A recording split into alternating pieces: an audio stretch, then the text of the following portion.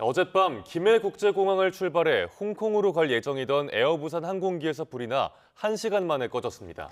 당시 기내에는 승객과 승무원 등 모두 176명이 타고 있었는데 탈출 과정에서 승객 3명이 다쳤습니다. 먼저 이경국 기자의 보도입니다. 김해공항을 출발해 홍콩으로 가려던 에어부산 항공기에서 연기가 나기 시작한 건 어젯밤 10시 반쯤입니다. 옅은 회색으로 시작한 연기가 짙은 검은색으로 변하는 데에는 오랜 시간이 걸리지 않았습니다. 불이 난 지 10분도 채 되지 않아 소방당국이 현장에 도착했지만 불길은 쉽게 잡히지 않았습니다. 소방차가 연신 물을 뿌려대도 시뻘건 불길과 검은 연기는 계속 뿜어져 나왔고 소방이 현장에 도착한 지 4분 만에 주변 인력과 장비를 동원하는 대응 1단계가 발령됐습니다. 불은 1시간 만에 항공기 대부분을 태우고 나서야 꺼졌습니다. 화재 당시 기내에는 승객 169명과 승무원 7명 등 모두 176명이 타고 있었습니다. 승객들은 저희 소방대가 도착하기 전에 다 이렇게 대피된 상태였습니다. 다행히 불길이 크게 번지기 전 탑승자들이 모두 대피하며 큰 인명피해로 이어지진 않았지만 승객 3명과 승무원 4명이 골절과 타박상, 연기 흡입 등으로 병원에서 치료를 받았습니다. 무안공항 제주항공 참사가 발생한 지 얼마 지나지 않은 데다 민족 대명절 설을 하루 앞두고 가슴을 쓸어내려야 했던 순간이었습니다. YTN 이경국입니다. 김해공항에서 불이 난 에어부산 항공기에는 가족 단위 여행객들이 많았습니다. 짐을 챙길 새도 없이 몸만 간신히 빠져나올 수밖에 없었는데 설레는 여행길이 악몽으로 변했습니다. 이어서 차상근 기자입니다. 불이 난 에어부산 항공기에서 간신히 탈출한 승객들이 공항 밖으로 빠져나옵니다. 설레는 마음으로 쌌던 여행용 가방은 보이지 않습니다. 처참한 모습으로 변한 항공기만큼이나 승객들의 마음도 까맣게 타버렸습니다. 불이 난 여객기에 타고 있던 승객들은 설 연휴를 맞아 가족 여행을 계획했던 이들이 많았습니다. 여행길이 생사의 갈림길로 변한 아찔한 상황. 객실 위쪽에 찬 연기 때문에 대피조차 쉽지 않았지만 다행히 크게 다친 사람은 없었습니다. 공항 밖으로 나와서도 놀란 가슴은 쉽게 진정되지 않습니다. 연기가 많이 차서 앞쪽에 못 나가고 막혀있던 사람들은 연기를 많이 마셨어요. 상체는 거의 못 세울 정도로 연기가 그 정도는 차가지고. 네네. 근데 대피가 빨리 이루어졌기 때문에 피해가 없었던 것 같아요. 불이 난 장소가 항공기가 대기하는 계류장이어서 활주로 피해는 없었습니다.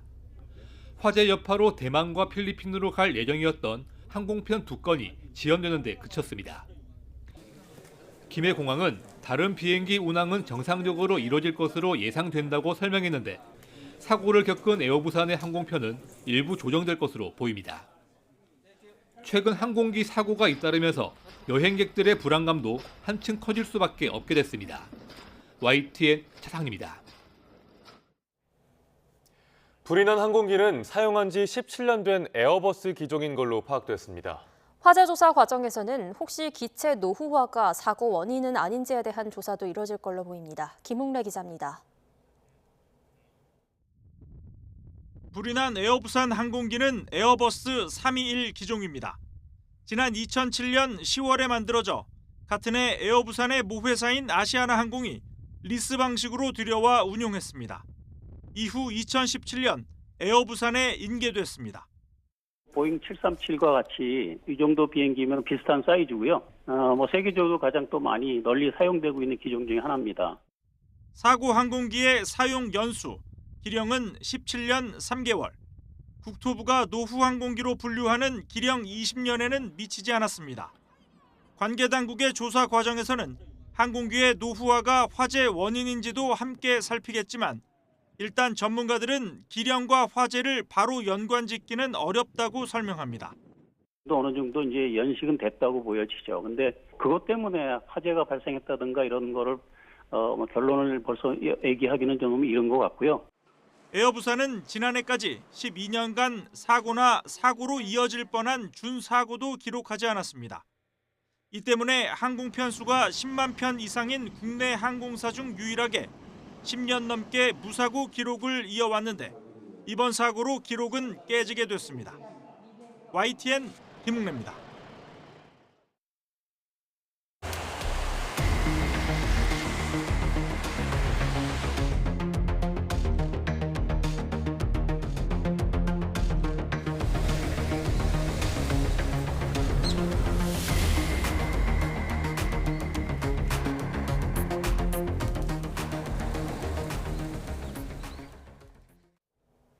막바지 귀성 행렬에 폭설까지 내리면서 귀성길 곳곳에서 혼란을 겪었습니다.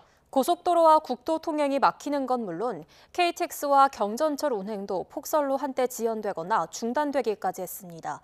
귀성 표정을 이성우 기자가 취재했습니다. 고속도로를 달리는 차들이 제 속도를 내지 못하고 서행합니다. 막바지 귀성 행렬에 폭설까지 내리면서 통행이 더 어렵습니다. 운전에 지친 운전자들은 휴게소에 들러 졸음을 쫓거나 잠시 휴식을 취합니다. 차들이 다 이제 서행을 하다 보니까요. 조금 이게 원래 평소보다는 속도를 내지 못하고, 근데 이제 눈이 많이 녹긴 해서요. 예, 생각보다는 잘 내려온 것 같습니다. 시외 버스 터미널도 귀성객들로 붐볐습니다. 폭설로 자칫 길이 막힐까 이른 아침부터 귀성길에 나선 겁니다.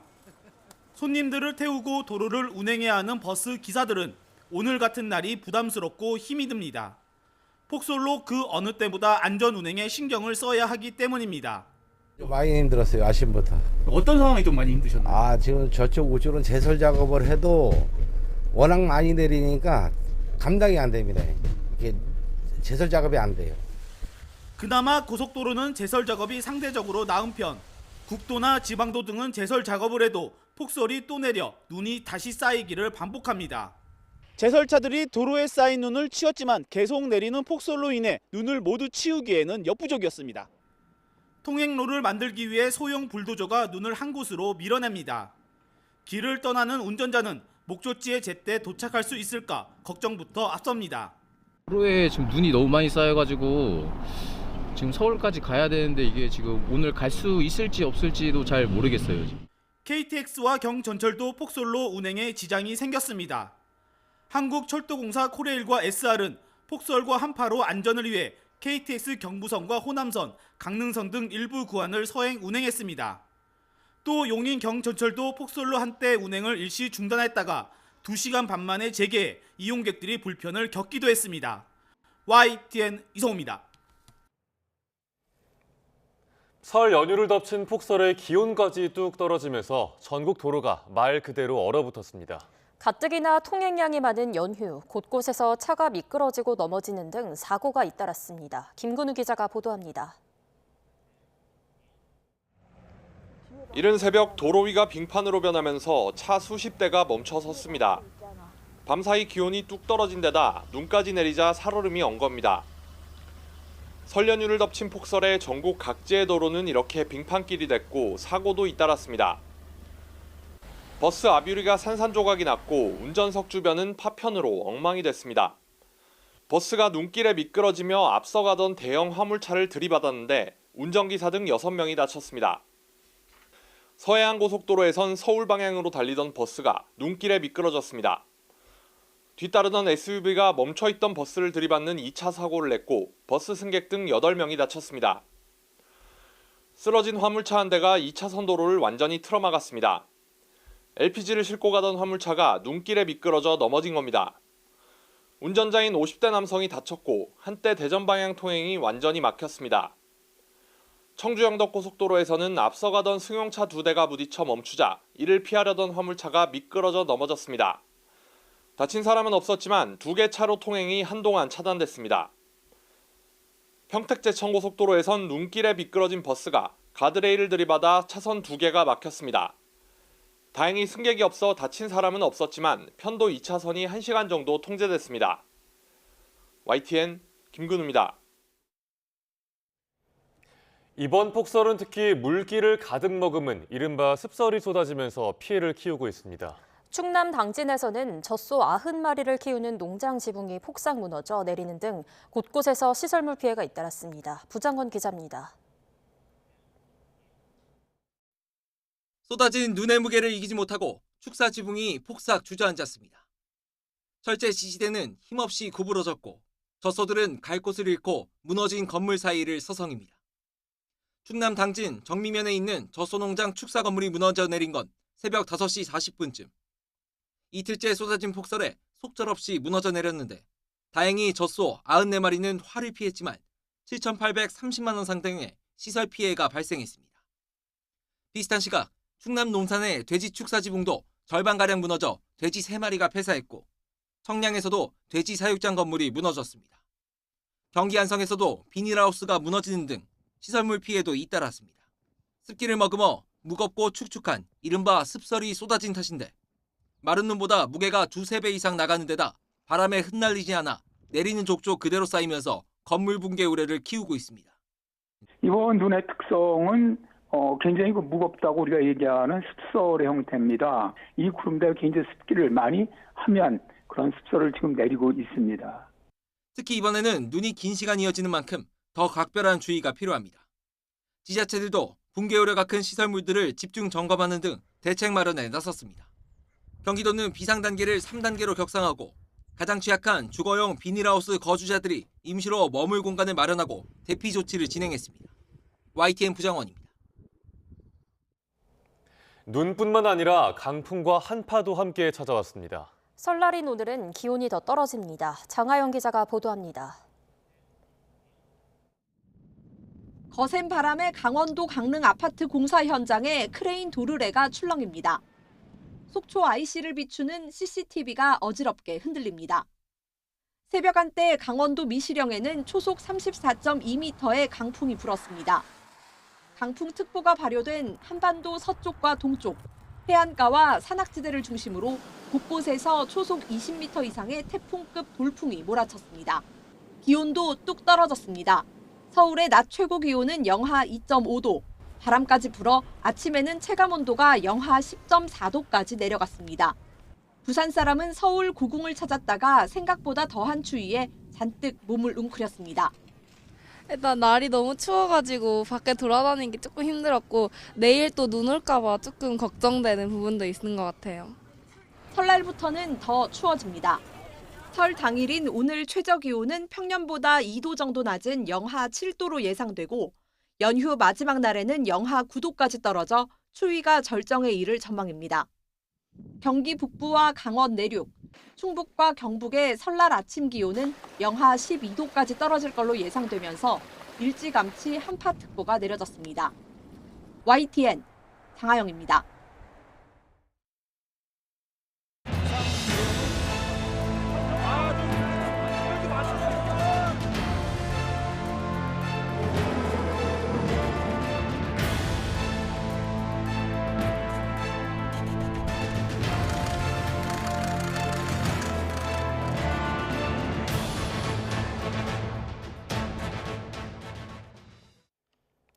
내란 우두머리 혐의로 재판에 넘겨진 윤석열 대통령이 설 연휴가 지난 뒤 보석 청구를 준비하고 있는 걸로 확인됐습니다. 윤 대통령 변호인단은 어제 YTN과의 통화에서 설 연휴가 지난 뒤 적절한 시점에 보석을 청구할 예정이라고 밝혔습니다. 그러면서 형사재판이 언제 본격화할지 모르는 만큼 첫 기일이 잡히기 전이라도 보석을 청구할 수 있다고 설명했습니다. 질병 같은 긴급한 사정을 이유로 일시적으로 피고인을 석방하는 구속집행정지 청구 가능성에 대해선 말이 안 되는 소리라며 선을 그었습니다. 구치소에 수감 중인 윤석열 대통령이 설을 앞두고 변호인단을 통해 메시지를 전했습니다. 나라의 앞날이 걱정된다며 계엄은 정당했다는 기존 입장을 거듭 밝혔는데 이번엔 김건희 여사에 대한 언급도 나왔습니다. 보도에 김경수 기자입니다. 석동현 변호사를 비롯한 변호인단이 설 전날 구치소에서 윤석열 대통령을 접견했다며 윤 대통령의 메시지를 언론에 전했습니다. 검찰이 내란 우두머리 혐의로 윤 대통령을 구속 기소한 뒤 이틀 만입니다. 윤 대통령은 비상계엄 선포와 해제는 모두 헌법 테두리 안에서 이루어졌고 유혈 사태나 인명 사고도 없었다며 이게 어떻게 내란이 될 수 있느냐는 반응을 보인 것으로 전해졌습니다. 국민에게 위기 상황을 알리기 위해서였을 뿐 애초에 계엄 상태를 오래 유지할 생각이 없었다는 기존 주장도 반복했습니다. 석 변호사는 설을 구치소에서 맞게 된 윤 대통령이 만감이 교차하는 것으로 느껴졌다고 전했습니다. 윤 대통령이 자신의 고초에 대해선 아무 말 안 했지만 나라의 앞날을 걱정하며 청년, 미래 세대가 좌절하지 않을지도 걱정했다고 밝혔습니다. 특히 이번엔 김건희 여사에 대한 언급도 있었습니다. 윤 대통령은 김 여사 건강이 별로 좋지 않았는데 지난 15일 관저를 떠난 뒤 볼 수가 없어 상태가 어떤지 좀 걱정된다고 말한 것으로 전해졌습니다. 윤 대통령의 설 전 메시지에 국민의힘은 별도 논평을 하지 않았고 더불어민주당은 윤 대통령이 내란을 일으켜놓고 나라 걱정을 한다니 정말 양심도 없다고 비난했습니다. YTN 김경수입니다. 설 연휴로 숨고르기에 들어갔던 윤석열 대통령의 탄핵 심판이 다음 주부터 다시 속도를 낼 걸로 보입니다. 남은 변수엔 뭐가 있는지 이광현 기자가 정리했습니다. 윤석열 대통령의 탄핵 심판에 다음 주 주요 증인들이 나옵니다. 화요일에는 이진우 여인영 전 사령관과 홍장원 전 국정원 1차장이, 이틀 뒤 6차 변론 기일에는 김현태 707 특임단장과 곽종근 전 특수전 사령관, 박춘섭 대통령실 경제수석이 탄핵 심판정에 증인으로 섭니다. 계엄 사태 전후로 윤 대통령의 지시를 받았다고 증언한 핵심 인물들이 다수 포함됐습니다. 헌재는 앞서 다음 달 13일 8차 기일까지 미리 지정하는 동시에 변론을 종일 열기로 했습니다. 대통령 측 반발에도 탄핵 심판에 속도를 내겠다는 뜻으로 해석되지만 변수는 여전히 남아 있습니다. 구속 기소된 만큼 대통령 측에서 형사소송이 진행되는 경우 심판 절차를 정지할 수 있다는 헌법재판소법 51조 카드를 꺼낼 거란 전망이 많습니다. 무더기 증인 신청 가능성도 거론되는데 실제로 윤 대통령 측은 신원이 특정되지 않은 투표관리관과 투표사무원 등 20여 명을 증인으로 신청하기도 했습니다. 박근혜 전 대통령 탄핵 심판 때는 30명이 넘는 증인을 한꺼번에 신청하고 60여 곳에 사실조회를 요청하며 지연 전술을 썼다는 비판이 나왔습니다. YTN 이광현입니다. 두 차례 시도 끝에 경찰과 공수처가 윤 대통령에 대한 체포영장을 집행하면서 이후 수사 절차도 진행하게 됐습니다. 당시 YTN은 경찰이 관저 인근 등산로를 우회해 진입을 시도하는 장면을 단독 확보해드렸는데요. 경찰의 이 같은 작정은 영장 집행 일주일 전부터 치밀하게 준비됐습니다. 그 과정을 윤웅성 기자가 전해드립니다. 지난 15일 새벽 한남동 대통령 관저 인근 매봉산 등산로에 형사 수십 명이 모이더니 곧 어둠을 뚫고 산길을 올라갑니다. 관저 정문이 막힐 것을 대비해 경찰이 우회로로 접근을 시도한 겁니다. 앞서 경찰 특수단은 2차 체포영장 집행 일주일쯤 전인 지난 7일 매봉산을 사전 답사했습니다. 6일까지였던 1차 체포영장 유효기간이 만료된 바로 다음 날부터 재집행을 준비한 겁니다. 매봉산은 대통령실 외곽을 경호하는 서울경찰청 소속 202 경비단이 지키고 있는데 당시 특수단은 이들에게도 비밀 유지를 당부한 것으로 전해졌습니다. 실제 202단은 대통령 경호처가 들을 수 없도록 특수단의 답사 사실을 무전으로는 전파하지 않은 것으로 파악됐습니다.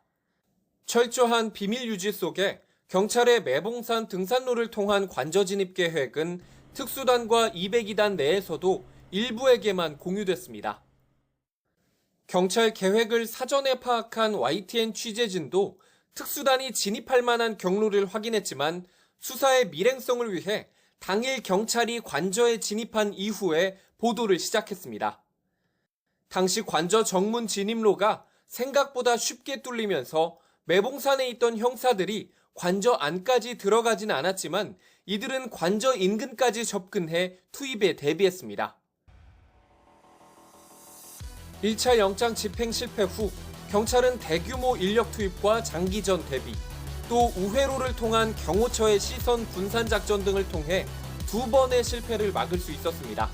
YTN 윤웅성입니다.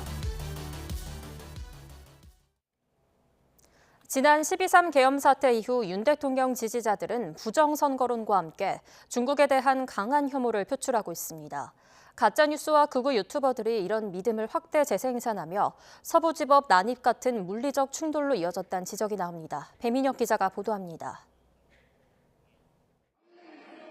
한남동 대통령관저 앞부터 서부지법과 헌재에 이르기까지 윤 대통령 지지자들의 피켓에 눈에 띄는 표현이 있습니다. 부정선거론과 함께 중국에 대한 혐오를 나타내는 표현들입니다. 이들은 민주당이 선거에 이기기 위해 중국 공산당과 손을 잡고 투표를 조작했다고 주장합니다. 계엄 당시 중국인 간첩 99명이 선관위 연수원에서 체포돼 주일 미군 기지로 압송됐다는 내용의 기사까지 등장했습니다. 주한미군과 선관위가 완전히 거짓이라며 반박하고 선관위는 해당 언론사를 명예훼손 등으로 고발하며 조치에 나섰습니다. 하지만 이 기사는 여전히 극우 유튜버들에게 인용되며 음모론을 재생산하고 있습니다. 부정선거론에 이은 혐중 정서에 대해 전문가들은 공공의 적을 만들어 지지층을 결집하려는 세력의 노림수로 보인다고 분석합니다.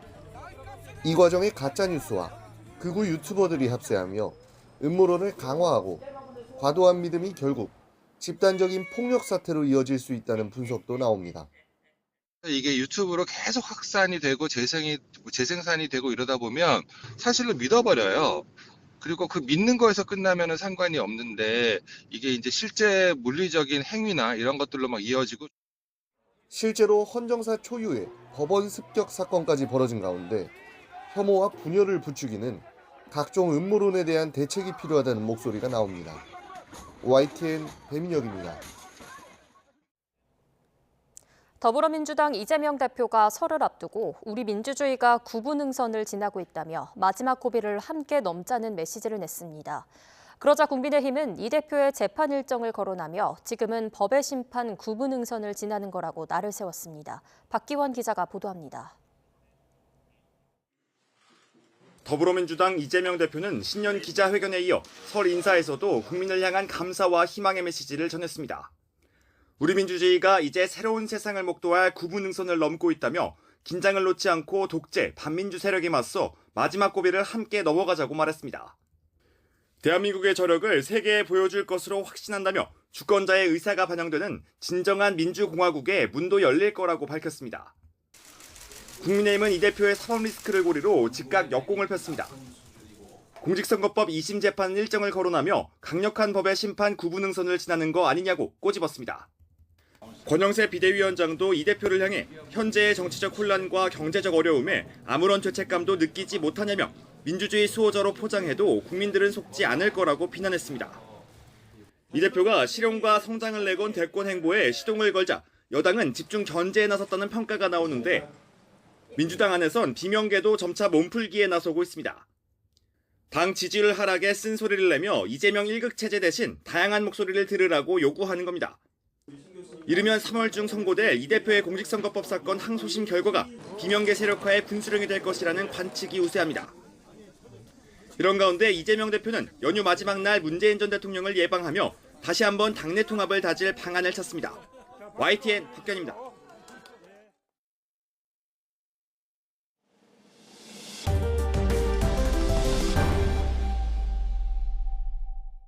도널드 트럼프 미국 대통령이 북한을 핵 보유국이라고 부른 것에 대해 이시바 시게루 일본 총리는 북한 핵 개발은 용인할 수 없다고 거듭 강조했습니다. 다음 달 미일 정상회담을 조율하고 있는 일본 정부가 트럼프 행정부와의 대북 정책에 얼마만큼 공조를 이룰지 주목됩니다. 도쿄에서 김세호 특파원의 보도입니다. 트럼프 대통령은 취임 첫날 김정은 북한 국무위원장의 친밀감을 표현하며 북한을 핵 보유국이라고 칭했습니다. Now he is a nuclear power, but we get along. I think you'll be happy to see him coming back. 이시바 총리는 중의원 본회의에서 다른 나라 정상의 발언에 대해 언급하는 것은 삼가겠다면서 조심스런 반응을 보였습니다. 하지만 북한의 핵 개발을 용인할 수 없다는 기존 일본 정부의 입장을 재확인했습니다. 北朝鮮による核・ミサイル開発は我が国及び国際社会の平和と安全を脅かすものであり、断じて容認はできません。 북한의 일본인 납치 문제에도 여러 경로를 통해 노력하고 있다며 해결을 위해 전력을 다하겠다고 강조했습니다. 私から金正恩委員長への呼びかけを含め、これまでも様々なルートを通じまして様々な働きかけを行っておるところでございます。 일본 정부는 2002년 북일 평양선언을 근거로 북한의 핵과 미사일, 일본인 납치 등 각종 현안을 포괄적으로 해결한다는 방침을 유지하고 있습니다. 다만 트럼프 미국 대통령이 김정은 국무위원장과 다시 연락하겠다는 입장을 분명히 밝히자 북미 정상 외교 움직임을 예의주시하고 있습니다. 트럼프 행정부와 대북 대응에서 긴밀히 의사소통하겠다며 한미일 틀에서 잘 상의해야 한다는 겁니다. 다음 달 미일 정상회담에서 미국과의 대북 공조가 가능할지 일본 외교가도 촉각을 곤두세울 것으로 보입니다. 도쿄에서 YTN 김세호입니다. 우크라이나 주요 도시의 드론 공세를 강화하는 러시아가 이번엔 남부 전략적 요충지 오데사를 공습해 피해가 잇따랐습니다. 이런 가운데 러시아를 지원 중인 북한군은 6탄 돌격의 자포까지 무모한 전투를 이어가고 있는 걸로 전해졌습니다. 런던 조수연 특파원이 보도합니다. 불에 그을린 차량 여러 대가 심하게 찌그러졌고 거리에는 유리 파편이 가득합니다. 러시아가 우크라이나 남부 최대 도시 오데사에 있는 주거 지역을 드론으로 공습해 4명이 다치고 주택 여러 채가 파손됐습니다. Пытался потушить свою машину, вот она стоит, но не удалось, и тут же началось жужжание, скорее всего. 러시아는 수도 키이우 등 우크라이나 주요 도시에 연일 드론을 수십 대씩 날려보내며 동서부 곳곳에서 점령지를 넓혀가고 있습니다. 최근 들어 러시아의 전황이 더 유리해지고 있다는 관측이 잇따르는 가운데 북한군의 무모한 전투도 계속되고 있습니다. CNN은 우크라이나군이 쓰러진 북한 병사의 생존 여부를 확인하기 위해 다리를 잡아당기자 소리를 지르며 수류탄으로 자폭하는 장면을 공개했습니다. 우크라이나 특수작전군 지휘관들은 CNN에 항복 시도에도 북한군이 계속 싸우는 건 물론 방탄복과 헬멧을 벗어던진 채 진지에 돌격하는 모습도 많이 목격했다고 말했습니다. Что тоже для нас оказалось странным. Они типа очень маневренные и очень быстрые. Они очень быстро бегают, перемещаются. 지금까지 우크라이나 등이 파악한 북한군 사상자 규모는 4천여 명으로 이 가운데 사망자가 최소 1,000명이라는 집계도 나왔습니다. 앞서 군사 전문가들은 북한군이 인간 방패 역할을 하고 지뢰밭을 맨몸으로 가로지르는 등 무조건 전진하는 전투 양상을 보인다고 분석했습니다. 한 특수작전군 지휘관은 북한군 모두 젊고 훈련이 잘 돼 있지만 전술은 1980년대 수준으로 드론 전투 등 현대식 전장 현실에는 대비돼 있지 않다고 평가했습니다. 런던에서 YTN 조수연입니다. 이런 가운데 러시아에 파병된 북한군 일부가 최전선에서 일시 퇴각했다는 소식이 우크라이나 현지 매체를 중심으로 전해지고 있습니다. 우크라이나 매체 키이우 인디펜던트는 현지 시간 27일 올렉사드르 킨드라덴코 우크라 특수작전군 대변인을 인용해 이같이 전했습니다. 킨드라덴코 대변인은 퇴각한 북한군이 쿠르스크 지역 전투에 참가한 병력이라고 밝혔습니다. 이와 관련해 또 다른 우크라이나 매체인 이보케이션 인포는 북한군이 사상자가 다수 발생한 만큼 3월 중순으로 예상되는 병력 보강을 기다리는 걸로 보인다고 분석했습니다. 러시아는 유럽연합 EU가 자국에 대한 제재를 연장한 건 국제법 위반이라고 주장했습니다.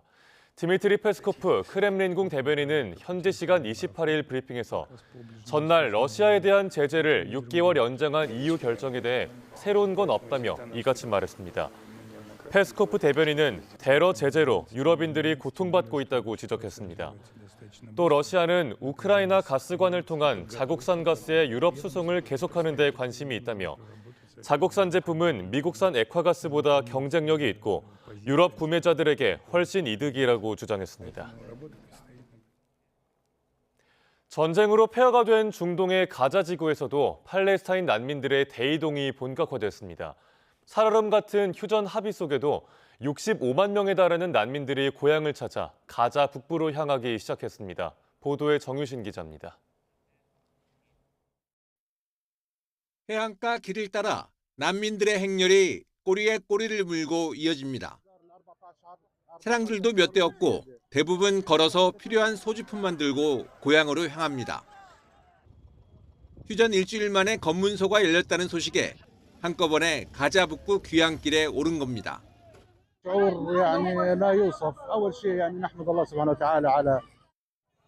앞서 이스라엘군은 하마스가 민간인 여성 인질을 우선 석방하겠다는 약속을 어겼다며 주민들의 귀향길을 막아서기도 했습니다. 불어난 휴전 합의 속에도 인접국에 흩어져 있던 북부 주민 65만 명이 귀향할 전망이라고 외신들은 전했습니다. 하지만 1년 넘는 이스라엘군의 집중 포화로 가자 북부는 거대한 돌무덤으로 변했습니다. اساس انه انا نصب لانه هناك ما فيش انا متاكد ما راح ابات في الشارع زي ما انا بيتت في الجنوب برضه في الشارع. 앞으로 하마스는 6주간 이어지는 휴전 1단계에서 인질 33명을 풀어줘야 합니다. 이스라엘 당국은 풀어주기로 합의한 이스라엘 인질 33명 가운데 8명이 숨졌다고 밝혔습니다. 사망자 8명을 제외하면 살아있는 이는 18명으로 오는 30일 민간인 여성 등 3명을 추가로 석방할 예정입니다. 이스라엘이 하마스와 인질 3명 석방안을 타결하고 레바논 남부 철군 시한 연장에 합의하면서 위태롭던 휴전 합의는 당분간 유지될 전망입니다. 살얼음 같은 휴전 긴장감이 이어지는 가운데 비극도 여전합니다. 레바논 남부에서는 철수 시한 마지막 날 귀향하던 난민들을 향해 총을 쏴 20여 명이 숨지고 120여 명이 다쳤다고 현지 당국이 밝혔습니다. YTN 정윤준입니다.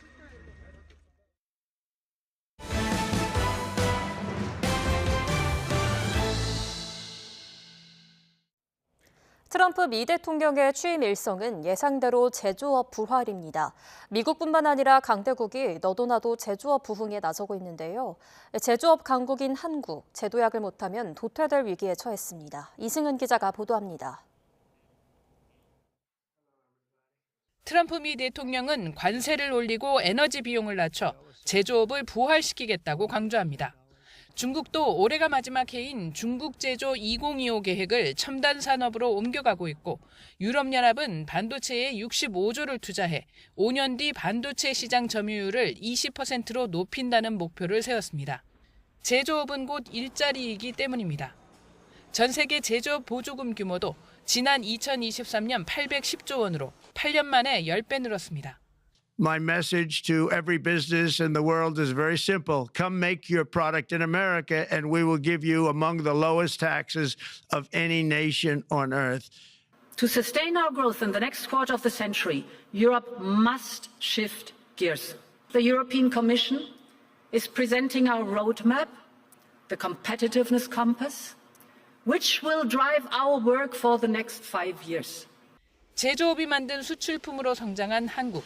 각종 위기에도 경제가 오뚜기처럼 회복한 건 세계 최고 수준의 경쟁력을 갖춘 제조업 덕분입니다. 유엔 산업개발기구 제조업 경쟁력 지수를 보면 한국은 2017년부터 2년 연속 독일과 중국에 이어 세계 3위를 기록했습니다. 하지만 이후 세계 5위로 떨어지더니 4위에 머물고 있습니다.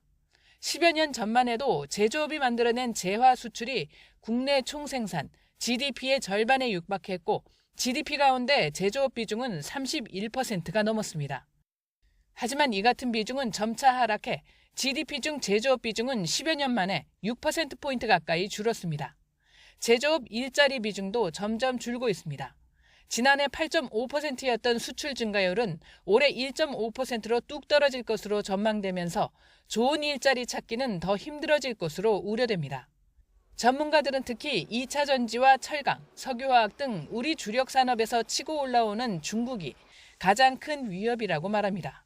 이 초격차 기술 개발 역량을 키우고 고부가 제품 이런 부분에 대해서 경쟁력을 중국과 벌려나갈 필요가 있습니다. 디지털 AI 전환, 탄소 중립과 같은 이른바 이 대전환기를 맞고 있는데 여기에 우리가 얼마나 잘 대응하느냐 이게 한국이 제조 강국의 위상을 유지하는 시금석이 될 것으로 보입니다. GDP 중 제조업 비중이 OECD 평균의 2배인 한국. 내후의 환 속에 제조업 제도약이 필요한 시점입니다. YTN 이승은입니다. 을사년은 푸른 뱀을 뜻하는 청사의 해입니다. 뱀은 예로부터 치유와 번영을 상징했는데요. 유통업계는 이런 상징을 이용해 다양한 마케팅을 벌이고 있습니다. 하지만 뱀이 가진 부정적인 이미지의 한계도 있기에 업계마다 접근 방법이 다른데요. 어떤 차이가 있을까요? 오동건 기자가 취재했습니다. 푸른 뱀이 새겨진 기념 주화와 골드바, 주류 제품에선 청사가 포장의 소재로 쓰입니다. 을사년 청사해를 맞아 유통업계는 푸른 뱀을 활용한 마케팅이 한창입니다. 매년 특히 이제 설날 명절이 되면 해가 바뀌고 그 해에 맞는 어떤 동물이나 어떤 상징물에 대한 수요들이 좀 많이 증가하고 있거든요. 12지 중 뱀은 지혜를 상징하는 데다 청사라는 희귀성이 더해지며 설맞이 선물로 주목받고 있습니다. 푸른색을 갖고 있는 동물들은 좀 길조로 많이 여기는 경향이 있어서 원래 뱀이 좀 치유와 번영의 그런 상징을 갖고 있는 동물인데 청사 마케팅 제품들은 뱀이 가진 치유의 상징 덕분에 건강을 소원하는 소비자에게 더욱 쉽게 다가가고 있습니다. 좀 건강했으면 좋겠어. 수술한 잘 아물었으면 좋겠고. 올해는 그냥 회복의 해라고 들었는데 그래가지고 그냥 제 가족이랑 친구들 모두 다 건강했으면 좋겠어요.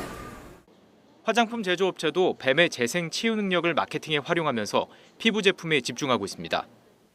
하지만 식음료 업체는 이 청사의 이미지를 바로 제품에 녹이는 것이 쉽지가 않습니다. 그러다 보니까 이렇게 해리포터의 한 기숙사 상징물인 뱀을 이용한 제품을 만들었습니다. 이렇게 다른 방식을 활용하고 있습니다. 뱀이 가진 부정적 이미지가 식품엔 썩 어울리지 않기 때문인데 대신 뱀띠 소비자에게 할인 혜택을 주는 방식 등으로 을사년 분위기에 동참하고 있습니다. 또 뱀띠 아기들을 기다리는 우리 업계도 아기뱀 디자인으로 아가 청사 맞이 준비를 끝냈습니다. 올해도 경제 한파가 몰아칠 것으로 예상되는 가운데 유통기업들은 번영의 상징이기도 한 청사의 해를 이렇게 시작했습니다. YTN 오동건입니다. 북한에서도 설날은 대표적인 민속 명절이지만 우리와 달리 하루만 휴일입니다. 민속놀이를 즐기고 떡국을 먹는 풍경은 우리와 비슷한데 다른 점도 많습니다. 이정원 기자입니다. 널따란 광장 하늘에 연이 날아다니고 고궁이나 박물관엔 가족 단위 방문객들로 북적입니다. 그 어디서나 민족적 정서와 향기가 흘러넘쳐 명절을 맞이한 인민의 기쁨을 한껏 더해주었습니다. 북한이 지난해 설날에 내보낸 보도 영상으로 형형색색의 설빔이 진열된 옷가게와 고급 식당에도 명절 분위기가 넘쳐난다고 선전합니다. 술 음식 가운데서도 빠져서는 안 되는 떡국을 특색 있게 봉사해보려고.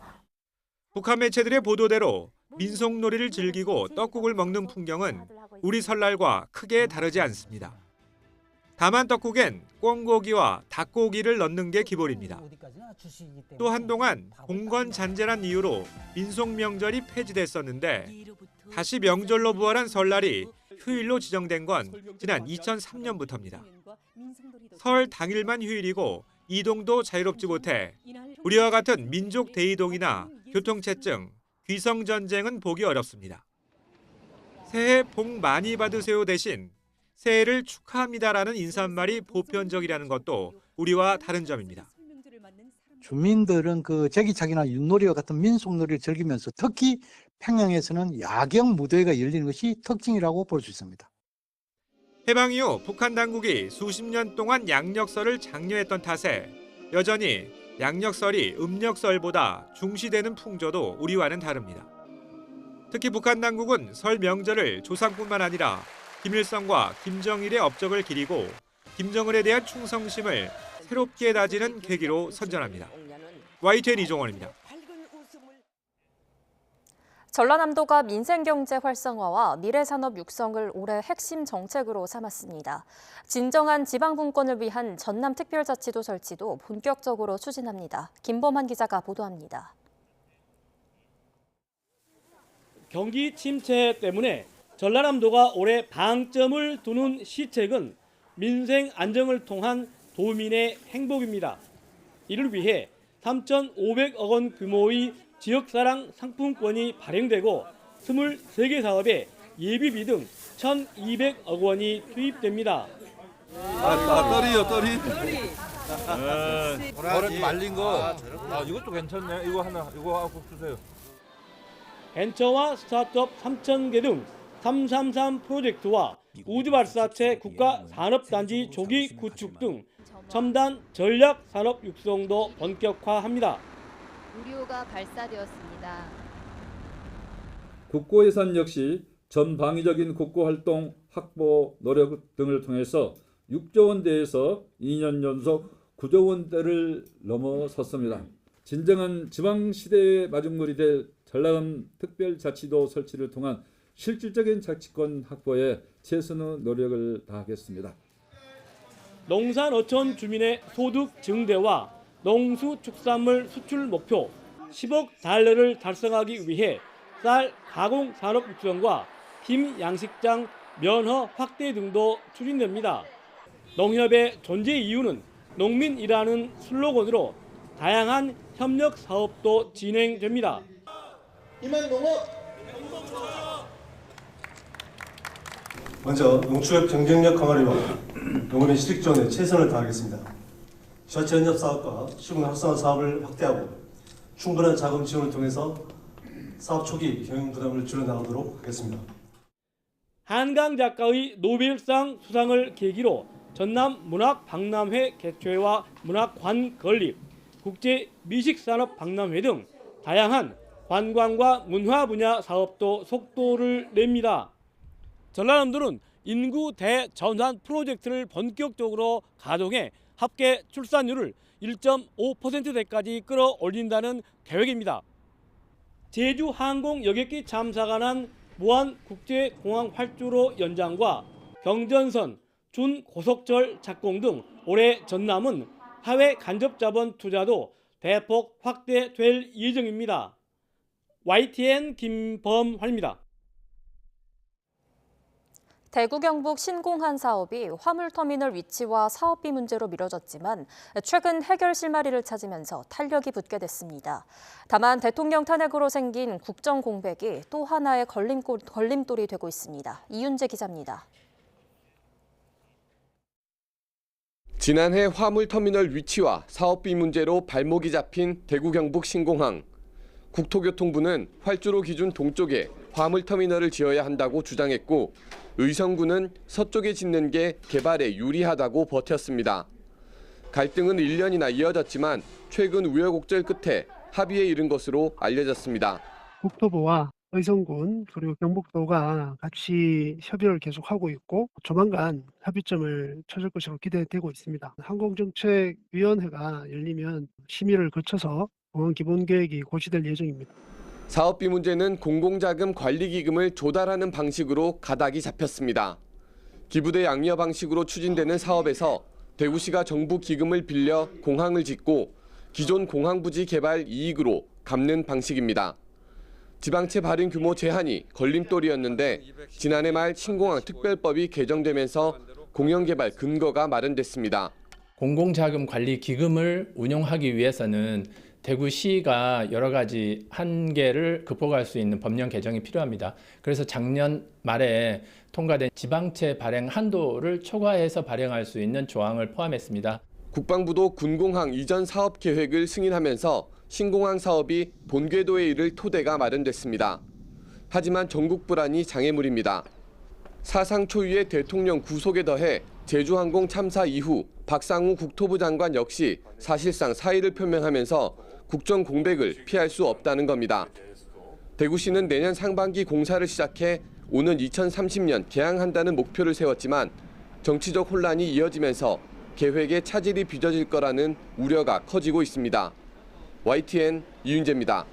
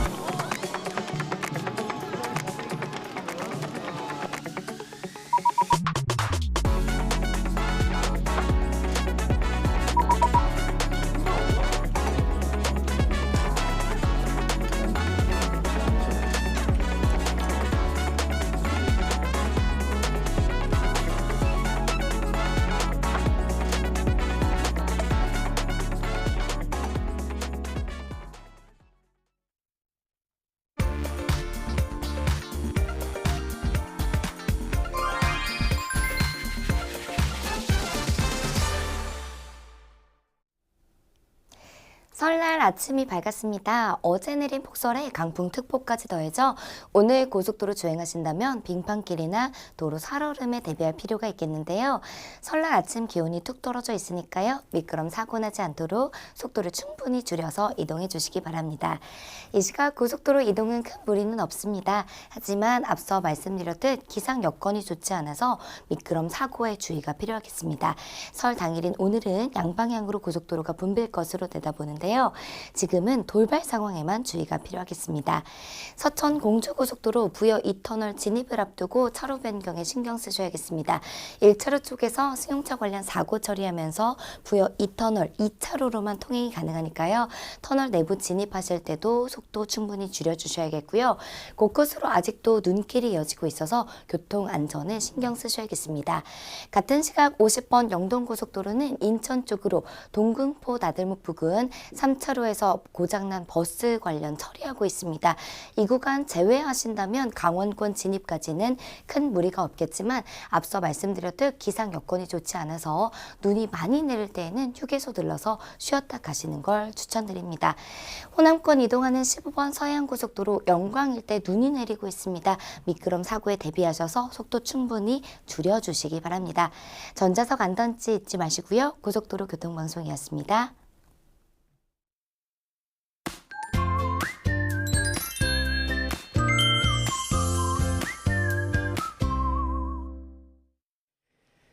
설날인 오늘 이른 아침 이동하신다면 안전운전 해주시길 바랍니다. 서울 등 수도권에도 눈이 이어지고 있고 충청과 남부에도 많은 눈이 오고 있는데요. 충남과 호남, 제주도에는 대설주의보가 여전히 이어지고 있습니다.